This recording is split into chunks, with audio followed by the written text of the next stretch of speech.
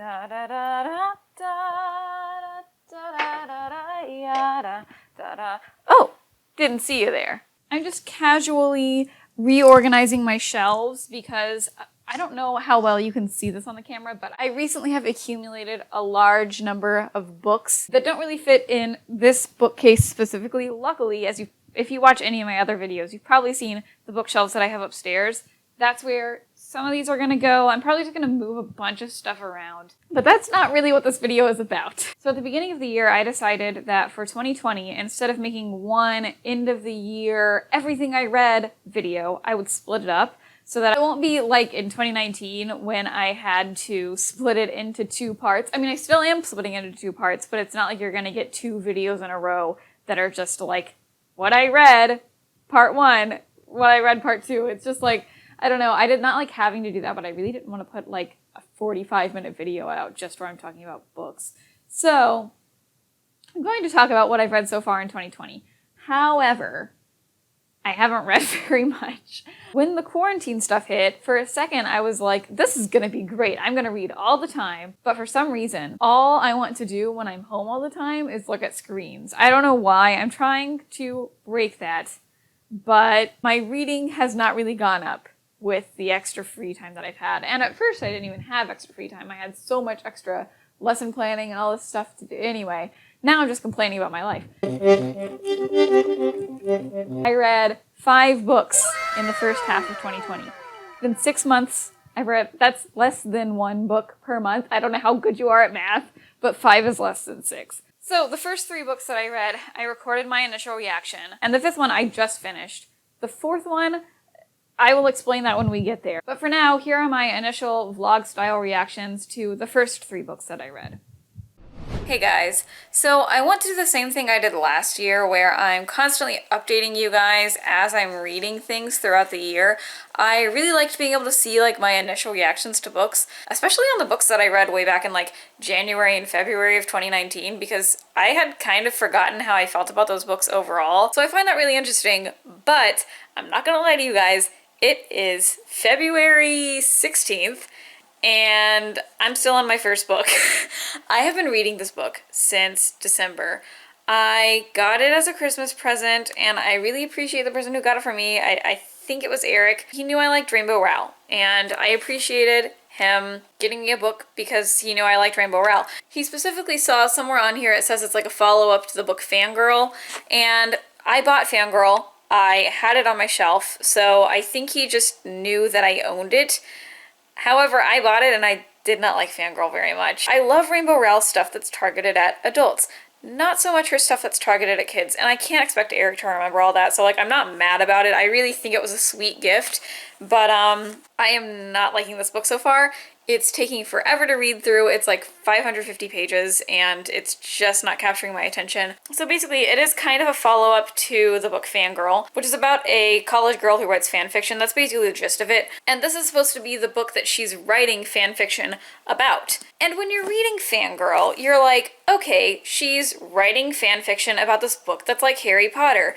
That's fine. That's not copying Harry Potter. It's more like wink wink Harry Potter, specifically Drarry. That's okay. When you turn it into an entire book, this just feels like knockoff Harry Potter. Like, you can't make a 500-page book about a British wizarding school. Every single thing in here feels like it's copying Harry Potter. It actually irritates me so much. Like, at times it feels like overly British because the author is not British. She's from like Nebraska, so her Britishisms just feel a little bit over the top at times, just to be like, hey, remember this is British, when, you know, the Americanized Harry Potter books don't have all these Britishisms because they've been localized for us. So seeing all these weird British words in here makes it feel like over the top, I guess. I guess some things that are different from Harry Potter, you get to see every character's perspective, And, you know, that makes it different, but honestly, I've said this before, I do not like multi-perspective books where we're constantly having to think, oh, who is it now? Is it Penny? Is it Agatha? Who are we? I'm getting confused. So that was not a good change for me, and also I think it takes away from a lot of the suspense. Little mysteries that you're trying to figure out, it'll cut to that character who we have a mystery about, and then we'll find out, oh, okay, you are a vampire, or whatever. Like, there's stuff like that a lot, where you're wondering, and there's this suspense, and then it cuts to that character's perspective, and you have all the answers. And suddenly there's no mystery anymore. I also don't like the romance. I've never been an enemies to lovers kind of person. I did not ship Drary, actually. When I see two people arguing all the time and not getting along, I do not see romantic attraction there. That's just not how my brain works. It's fine for some people, but it just does not work for me. That's all I have to say so far. I'm really not liking this. I have about like a quarter left, and I'm gonna finish it. I'm sorry, Eric. He got me a lot of books, and most of them were phenomenal. One of them was my favorite book in a really, really long time, Every Heart a Doorway, which actually did make me feel like I was reading the Harry Potter books again for the first time, not like a crappy knockoff of Harry Potter. Not doing it for me, but I guess I'll update you guys when I finish this book, and I don't know what I'm gonna read next, but I really want to finish this so that I can move on to something else. By the time you're watching this, hopefully, like, maybe you won't even remember, like, this will be a vague memory, but I'm officially, you know, quarantined. I can't come to campus to teach my class. So I've actually gotten a lot of reading done. I don't know why I haven't been updating. I was really busy, and now I'm teaching online, so I guess I have a little more time to update you guys. So March 14th was my friend Eleanor's wedding, and before I went to Oklahoma to go to that, I finished Carry On, the book that I was totally crapping on in my last update. And yeah, surprise, surprise, I didn't really like the rest of it that much. I will say there is a really nice way that all the little different plot things kind of come together, and I like that. I like the way that the actual plot got resolved.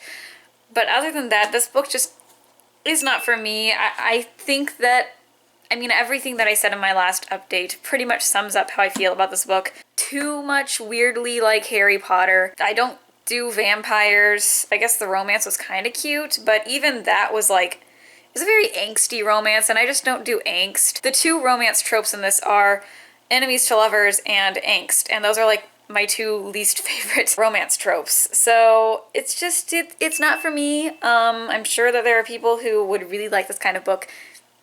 It's not for me. But after that, I flew to Oklahoma. Actually, no, there was one more thing before I went to Oklahoma. While I was still going to campus to teach, I rode the bus every day. And when I'm on the bus, I like to listen to audiobooks. So I listened to the second book in the Binti trilogy. I really liked Home, actually. I'm not gonna lie, I liked Binti a lot, but when I was listening to that first book, I remember I zoned out a little bit at first, but during Home I did not find myself zoning out very much, except when I listened to the last few chapters on a plane, and that's because I fall asleep on planes. I'm one of those people. I really like, what's his name? Win Yi? It's so weird. When I don't see people's names spelled out, it's hard for me to remember them. I believe his name is Win Yi. I could be pronouncing it wrong. There's a guy that gets introduced, a dude character that I think might become a romantic interest. It's kind of hard to tell at this point, but I like him and I kind of ship them. I also like the themes that are getting addressed in this book. The first book definitely has some not so subtle hints that are talking about like prejudices, like preconceived notions of like what people are like based on their race. And in this case, it's about an alien race. And it's like, it's the classic alien racism metaphor. Like we see it in sci-fi all the time. So that's kind of the first book, and I liked it. I'm like, okay, that's like, you know, pretty basic stuff, but it's a book for kids, so I wasn't expecting it to be too deep. But book 2 really goes into like, I swear they're addressing like colorism, not just racism, but like colorism specifically. And I feel like that's pretty specific. I didn't even know what colorism was until like, I don't know, 5 years ago maybe as a white person. So like for me, from my like place of privilege, I would have like really benefited from that sort of stuff, you know, when I was, I don't know, like 15 or something, or even younger. There's definitely some stuff that I read as like kind of a metaphor for being like bicultural, biracial, kind of minor spoilers for the first book, but Binti basically becomes like she's obviously half human, and she becomes half Medus, basically. There's this whole section in the book where, you know, her friends are saying, like, ever since you went to that school, you've changed, you're not like the way you used to be, and it really, really gave me, like, Hate You Give vibes. She would, like, get flack from her black friends for not being black enough, and then she would get flack from her white friends for not being white enough. I think, basically, like, anyone who is not white living in America experiences something like that at some point, because they're also forced by our culture here to act white in some situations. I really liked that section of the book. It made me tear up a couple times. It's good, and I know that, like, man, I wish I had read that book when I was younger. And kind of a segue from bicultural stuff is Son of Neptune, the next book in the Heroes of Olympus series by Rick Riordan. I read this a lot while I was on the plane and in the airport coming back from Oklahoma. So I read Binti on the way there, and then I read this on the way back. And I got to a scene last night that just, like, made my heart so happy, because there's a character, Frank, who is Chinese Canadian, I think, and there are all these different scenes where, you know, he's thinking about how he is clearly related to, like, the Greek and Roman gods, but he's also got all these Chinese roots, and he's like, what am I? I don't know. And there was a scene last night where Iris told him, you can be anything you want to be, and it was corny, but at the same time I was like, man, it's just, I just imagine, like, a 12-year-old kid reading this, feeling like they don't fit in with any of their friends at school, they don't fit in anywhere, and then reading that, like, you can be whatever you want, and I'm just like, oh, it made me happy. But, you know, it was corny, and the great thing about Rick Riordan is, like, when there's corny stuff in his book, the characters are like, that's corny. So I appreciated that. Like, Frank was like, okay. And I was like, good for you. But Percy's back, and that really confused me at first, because we were from Percy's perspective, and I was like, Amber, did you give me the right book? Aren't these supposed to be about Jason? This, according to Amber, is the same events that happen in the previous book, but now we're seeing them from Percy's perspective. I think that's cool. At first I was like, oh, I don't want to read about the same things all over again, but, like, it's very, very different. I like Hazel. She's a daughter of, I was gonna say Hades, but I guess they call him, what do they call him in Roman? I don't know. I will say, Rick is clearly trying to have a lot of diversity in his books, and I think that's wonderful. One thing that's a little bit tricky is now he's doing this sort of book where you're changing to a bunch of different characters' perspectives. So he, I don't know why I pointed at myself, he, a white man, I believe he's white, is writing from the perspective of a Chinese Canadian guy. He's writing from the perspective of Hazel, who is also not white. In the last book, he's writing from the perspective of, like, a Latino and a Native American girl, and I don't know. It's like, there's nothing wrong with it. Like, I love that he has diverse characters, and I think a lot of people think that's great. Cough, cough, J.K. Rowling. Some people like to compare it to J.K. Rowling and how she has no people of color anywhere in her books.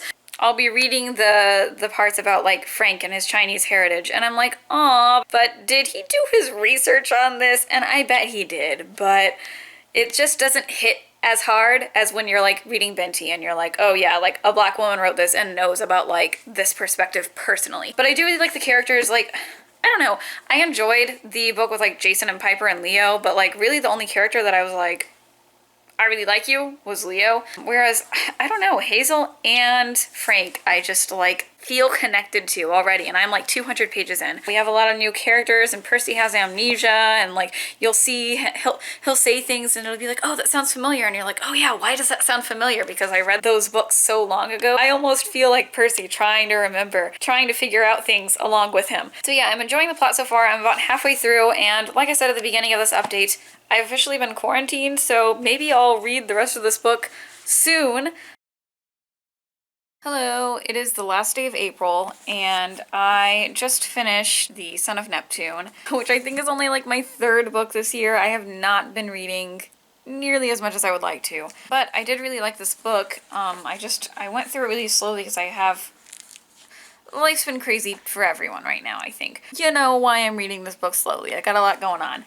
But I did really like it. I think I said this in my last update, but I really do like these characters more than I liked Jason and Piper and Leo. I do like Leo, but and it's nothing against them. They're fine. Maybe it was the fact that I wasn't used to, like, these new characters in the same universe, whereas this book, I was like kind of expecting it. I'm really not sure, but there's just something about like Frank is so sweet. I love how he's like big and could totally beat you up, but like he doesn't want to. And I really like Hazel. She's got this whole like basically everyone has like these cool like dark secrets, and I love secrets in kids books. I was thinking about this with Frozen the other day too. Like Elsa's hidden powers can be a metaphor for like so many things, and I feel like in this book like their secrets that they're hiding are a metaphor for so many things, and it's always best when these secrets come to light. Hello, Bear.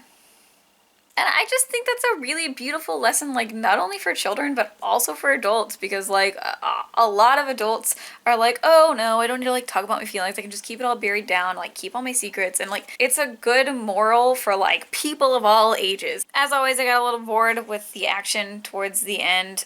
It was not as captivating as maybe some other Percy Jackson action scenes, but also maybe I just had a lot on my mind and that's why I couldn't focus. I don't want to blame it all on the book. But I definitely enjoyed this one, and now Leo and Jason and Piper are back, and I really look forward to like all these characters interacting. I think like maybe when I get to see like some dynamics with like everyone, I might like those other three a little bit more, if that makes sense. And the next book that I'm going to read is What Is Not Yours Is Not Yours by Helen Oyeyemi. I don't really know a lot about this book.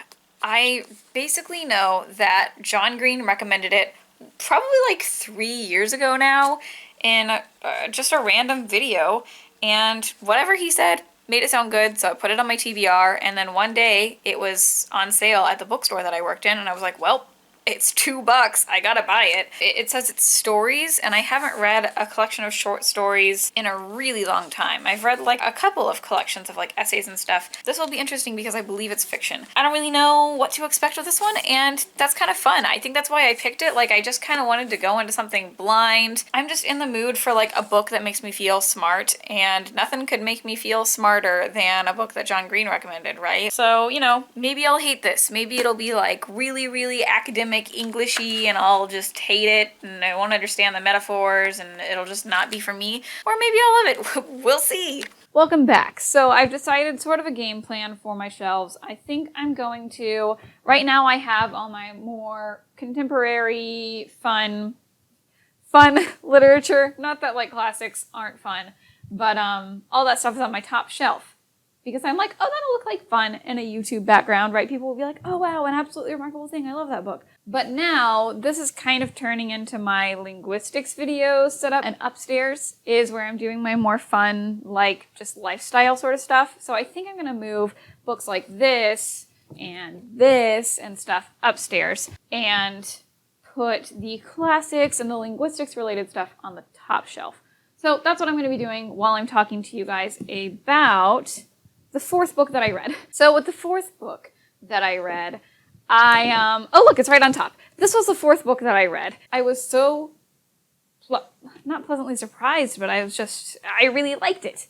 I was floored by how much I liked it. I recorded a whole thing where I raved and ranted about how much I liked that book, and then I don't even know what happened to it. I really think I remember putting it on my computer, but I couldn't find it anywhere. I don't know. I don't know how it happened, but it happened, and I lost the footage of me talking about how much I liked that book. It reminded me of the sort of like short stories that we would read in our university Spanish literature class. I'm not normally one for short story collections. I guess I like a longer arc. But I actually really, really liked this book as I was reading it. And I think the reason for that was because it did remind me of like did this book just pick up another book? Or did Hannah?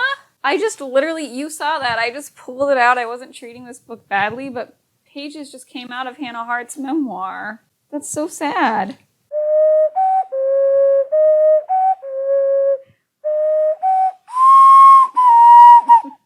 Anyway, the reason I say that is because the writing style that she uses it just gives me these like magical realism vibes. And I always loved magical realism when I was in my Spanish class. This just reminded me that like this is something that I really want to get back into because I love magical realism. I know it's not everyone's cup of tea, but like man, I just love like being able to see the magic in the world and how like just being able to envision a world where it's like normal, mostly, but there's some magical aspects to it. Oof, love it. The kind of premise of this book is that it is a collection of short stories that are all related to each other through the concept of a key.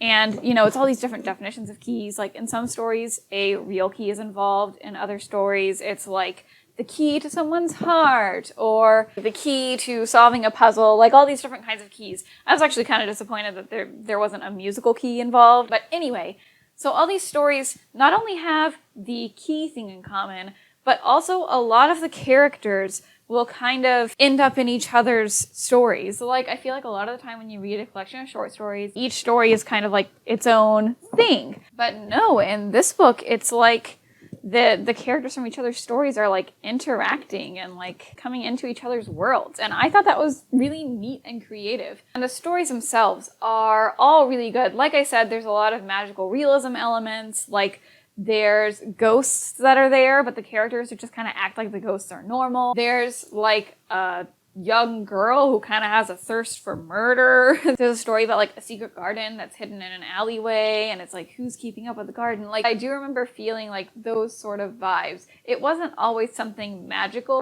but just something mysterious. I actually finished that book in probably like 2 weeks, which is really good for me this year. I would say What's Not Yours Is Not Yours is definitely my favorite book that I've read so far this year. It had some like casual LGBT representation, but it definitely wasn't the focus of the book. It's a book by a Black female author, so she incorporated her experiences, but again, it wasn't the focus. And that was something that I talked about in my original vlog where I was recording my reactions to this. And basically I was saying that something that I'm trying to do more lately is read books by authors of color that aren't necessarily about their experiences as people of color. Now, I of course want to continue reading books about people who are different from me and about those experiences, but I also think it's important to recognize that people from all minority groups are complex and more than just that one aspect of their lives. And it's also important to, I don't know, just like let those people write about what they want. I think that we see in a lot of art, if there's someone who wants to create and they aren't white, they're kind of expected to make art that relates to their experience as a non-white person. And I feel the same way about Binti, right? It's nice to read some science fiction that's by a Black author, and I want to support that and see how their perspectives can diversify the genre. So overall, I really, really loved What Is Not Yours Is Not Yours by Helen Oyeyemi, and then the fifth book that I read was more about like Black people writing about the Black experience, and that is Spoken Soul by John Russell and Russell John Rickford. And I'm about done with this shelf, so I will get into the details of this book upstairs. Okay, so Spoken Soul. In my vlog that got deleted, I talked a little bit about why I wanted to read Spoken Soul, and I'm sure it's not surprising to know that I read it in response to the murder of George Floyd. As many white people were having, I was having a moment of, wow, I should really educate myself on the experiences of Black people in America. And, you know, I watched some documentaries, some TED Talks, some YouTube videos, and that sort of stuff. So, like, it's not like this was the only thing that I did. One of my Black friends was very, very gracious. I can only imagine the emotional labor, but she opened up a wonderful conversation on Facebook where she said, you know, okay, white people, right now, this is your space to ask questions that you have. So, like, I took part in that. Like, I was really, really trying to expand my understanding of what Black people go through and how I can respond to those things as a white person, how I can use my privilege and all that sort of stuff. But I had just finished this book, which keeps conveniently showing up when I need it. And I was like, okay, I need a new book. Maybe, just maybe, I should read a book about the Black experience. Shut up, J.K. Rowling. People are mad at you right now. And I looked over at my bookshelf for what books I had that had Black authors. And unfortunately, I did not have as vast a selection as I would like to have. That's something that I will be working on. But a book that I did have was this book that I had gotten for a linguistics class. It talks about African American English, Black English, AAVE, or as it was called at the time that the book is talking about, Ebonics. When we had that chapter in that class, I was like, oh, wow. There's like a grammar to Black English, which is something that white people we don't think. We are raised to think, wow, that's just the way you talk when you aren't educated, and that is obviously racist. But until that linguistics class, that's what I believed. Instead of returning my rental, I purchased the book, and I was like, one day I'll read this. After the murder of George Floyd, I was like, okay, this is the time for this to happen. You know, it felt a little strange. It felt like I could have been reading something more directly about police brutality. But ultimately, my reasoning was, I'm watching all these documentaries and stuff about police brutality. This is more supplementary and will inform me about the ways that racism is ingrained so casually in our everyday lives. And it was pretty much what I was expecting. It was a bunch of information about the history of how Black people are portrayed, the way their speech is portrayed in media. You know, it goes through minstrel shows and all of that, like all the way back to like the first recorded speech of slaves in America. It talks about the grammar of Black English and how it's more complex than just being, you know, replacing every be verb with just be and every negative with ain't. And that's not how it works. There's like a whole grammar to Black English. But the hardest part of this book to get through was the chapter called Ebonics Humor, with the humor in quotes in the book. And basically the authors share a bunch of these horrible examples of really, really racist jokes about Ebonics that were going on during, I don't think I've clarified this. I guess if you like are my age or younger or haven't studied linguistics, you probably aren't super familiar with the Ebonics stuff from the 90s. Basically in the 90s, this school in Oakland, California, I believe, had a proposal to add these programs in their schools to sort of like help speakers of Ebonics, Black English, recognize the grammar of their home dialects and kind of use that to transition into using a school dialect, which is